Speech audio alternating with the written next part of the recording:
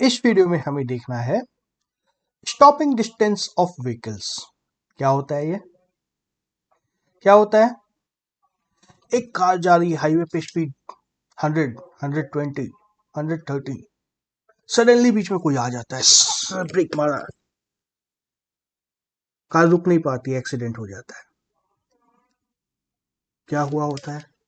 Driver बहुत attentive था, एक हाईवे था, कुछ हाईवे पे एक कार जा रही थी।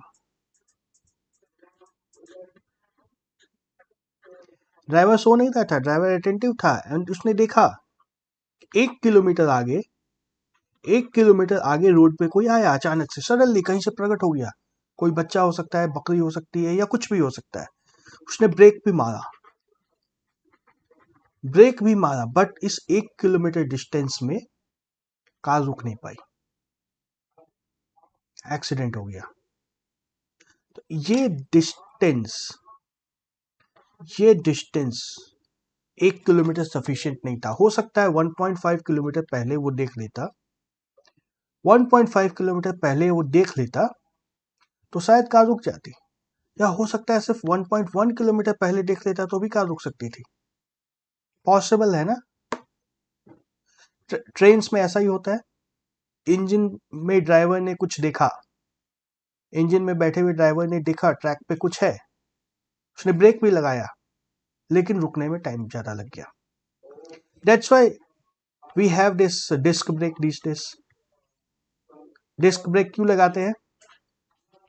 डिस्क ब्रेक इसलिए लगाते हैं कि ब्रेक ज्यादा एफिशिएंट हो। ये स्टॉपिंग डिस्टेंस, ब्रेक मारने के कितनी देर के बाद गाड़ी रुकेगी, उस डिस्टेंस को कम करना है, उस डिस्टेंस को कम करना है।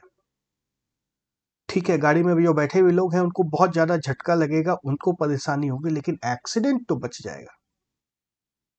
जाएगा ना। इस कॉन्सेप्ट को हम लोग कहते हैं stopping distance of vehicles.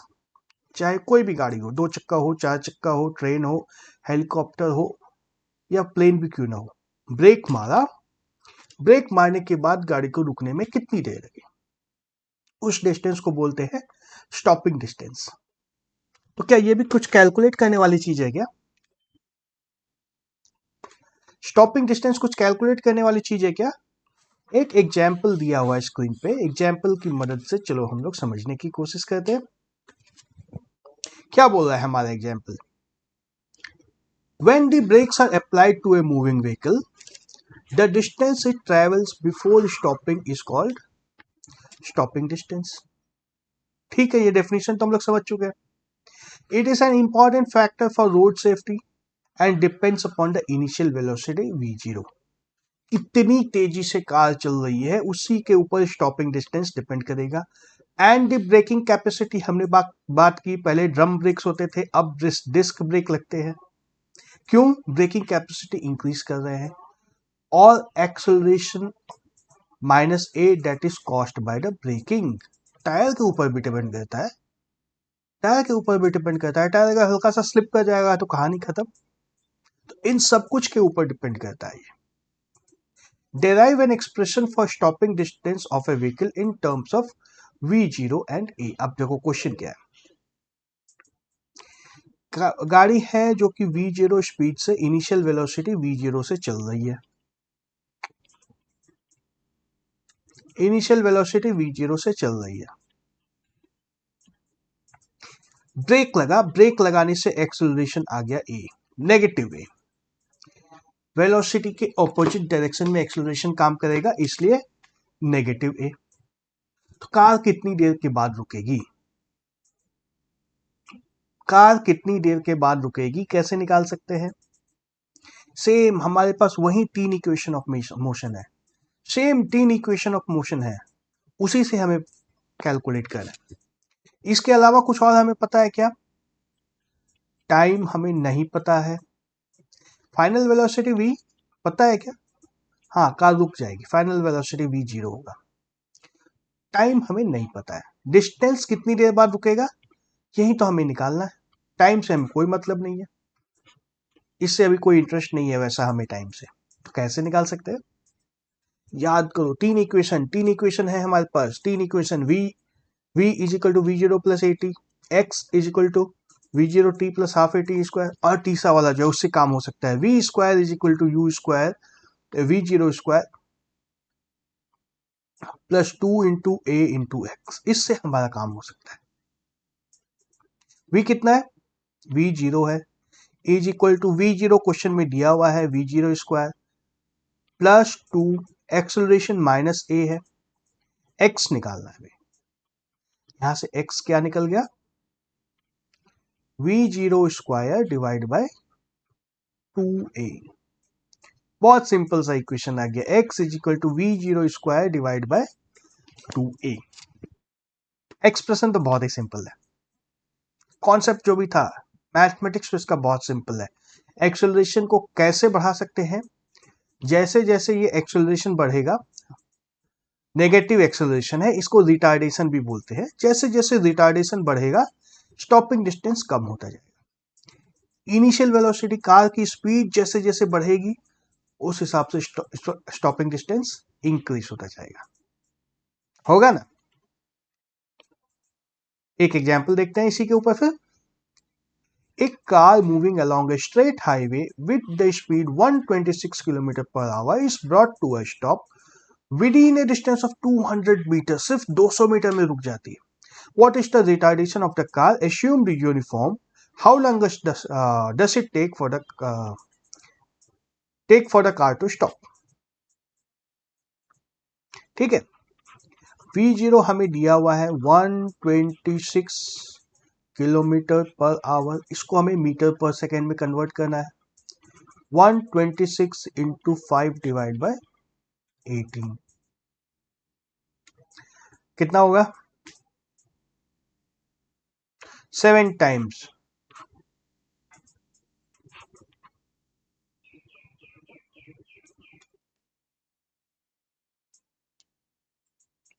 Seven into 5 35 metre पर सेकेंड।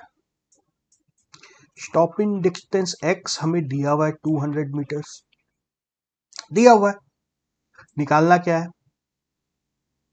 है, एक्सेलरेशन या रिटार्डेशन।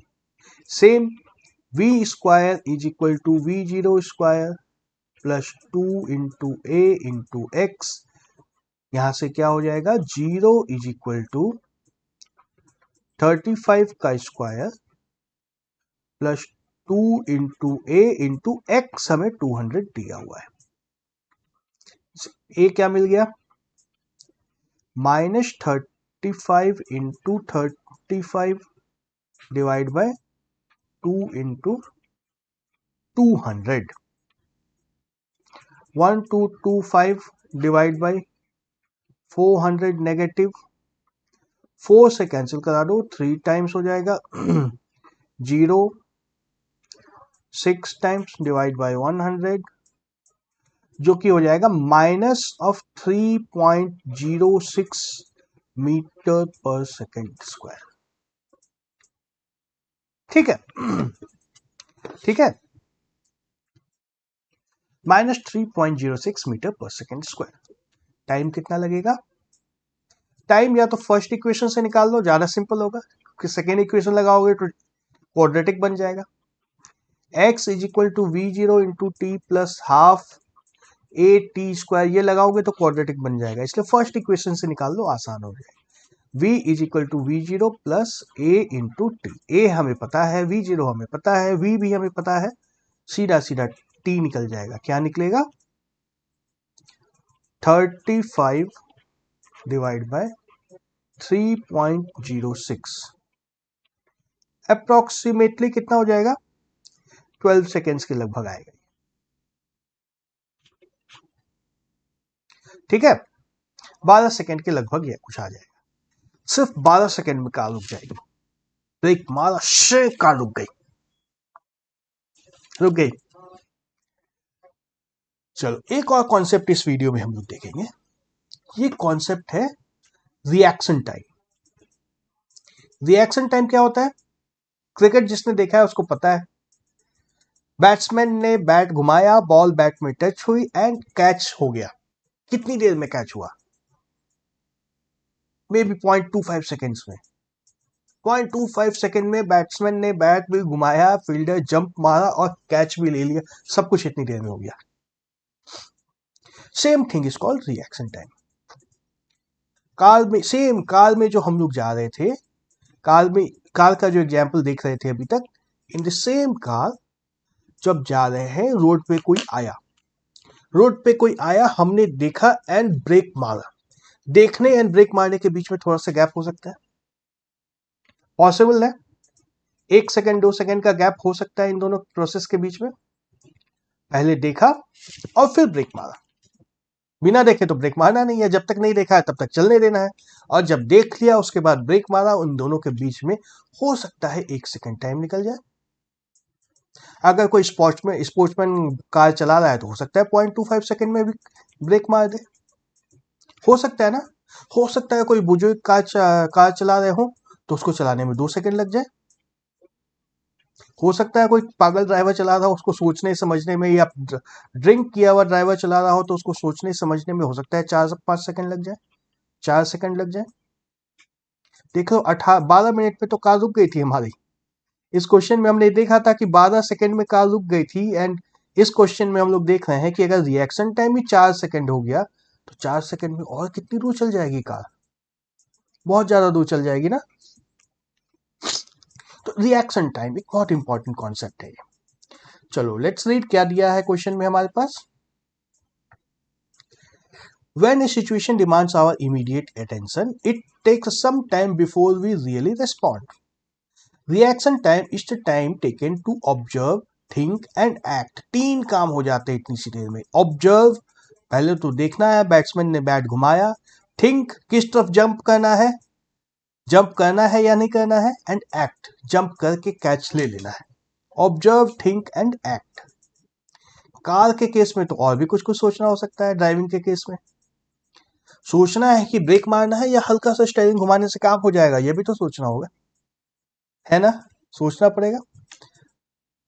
तो ऑब्जर्व, थिंक एंड एक्ट। ये भी हो सकता है कि हॉर्न मारने से काम हो जाएगा, वो भाग जाए वो। ऑब्जर्व, थिंक, एक्ट, 3 चीज, पहले देखना है, फिर क्या करना है सोचना है, फिर उस काम को कर देना है। For example, if a person is driving suddenly and a boy appears on the road, then the time elapsed before he slams the brake of the car is the reaction time. Reaction time depends on the complexity of the situation and on the individual. Examples मैं दे चुका हूं अभी। You can measure your reaction time by a simple experiment. एक छोटा सा experiment से हम लोग measure कर सकते हैं। Take a ruler and ask your friend to drop it vertically through the gap between your thumb and the forefinger. एक ruler ले लो, एक स्केल ले लो, लंबी सी स्केल है, मे बी ½ मीटर की स्केल है या मे बी 30 सेंटीमीटर वाली स्केल है। यहां से टॉप पे किसी ने पकड़ा है एंड यहाँ पे तुम्हारा हाथ है, फिंगर एंड थंब के बीच में, यूं है ना, स्केल इसके बीच से पास कर रही है, बीच में है, जैसे ही छूटेगा पकड़ सकते हो, जैसे ही छूटेगा पकड़ सकते हो। हाथ हिलाना डुलाना नहीं है, जस्ट जैसे ही डिसाइड किया पकड़ना है, कैच कर लोगे। Ask your friend to drop it. After you catch, find the distance travelled by the ruler. कितनी दूर रूलर चली इन ए पर्टिकुलर केस, यदि डिस्टेंस डी ट्रेवल करता है। मान लो डिस्टेंस डी हमने मेजर कर लिया, डिस्टेंस डी मेजर कर लिया कि डिस्टेंस डी इज रूलर, यहां से जब ड्रॉप किया तो हमारा हाथ यहां था, जब कैच किया तो मे बी यहां तक आ चुका है रूलर, है ना। ये डिस्टेंस मान लो हमारे हाथ से क्रॉस हो गया है, ये डिस्टेंस हमने मेजर कर लिया डी। इसको मेजर कर सकते हैं, डी हम लोग आराम से मेजर कर सकते हैं। इस डी डिस्टेंस के अलावा तो कुछ भी मेजर नहीं कर सकते। और कुछ मेजर कर सकते हैं क्या? तो इस डी को यूज करके रिएक्शन टाइम कैसे निकाल सकते हैं? Simple physics. देखो कॉम्प्लेक्स का क्वेश्चन है, अजीब सा क्वेश्चन है, पता नहीं क्या पूछा गया है, लेकिन बहुत ही सिंपली इसको मेजर कर सकते हैं हम लोग, ज्यादा मुश्किल नहीं है, इतना भी मुश्किल नहीं है, इसको हम लोग मेजर कर सकते हैं। सोचो क्या किया जा सकता है, कुछ दिमाग में आ रहा है? Think about it. हो सकता है मेजर हो सकता है। कैसे होगा? हमें पता है कि ये रूलर फोर्स ऑफ ग्रेविटी के कारण नीचे की तरफ जाएगी, फोर्स ऑफ ग्रेविटी के कारण नीचे की ओर जाएगी। यानी कि एक्सेलरेशन ड्यू टू ग्रेविटी हमें जी मिल दिया हुआ है। टाइम मान लो टी सेकेंड्स में तुमने कैच कर लिया, टी जो हमें नहीं पता है, टी नहीं पता है, और डिस्टेंस उसने डी सेंटीमीटर ट्रेवल किया है ना। सेकेंड इक्वेशन ऑफ मोशन को याद करो, टाइम आ रहा है तो सेकेंड इक्वेशन हमारा काम का है, x is equal to v0 into T plus half A T square. इसमें डालो, वैल्यूज को डालो, देखो d x के जगह में दिया distance d, this is equal to v0 initial velocity 0 थी plus half g into T square. ठीक है, यहां से देखो टी स्क्वायर की वैल्यू मिल गई, क्या मिल गई, T square is equal to 2 times D divide by G. And इसी में अगर इसका स्क्वायर रूट ले लेंगे तो हमें टी का भी वैल्यू मिल जाएगा, 2 टाइम्स डी डिवाइड बाय जी। ठीक है, रिएक्शन टाइम हमें यहां से मिल सकता है।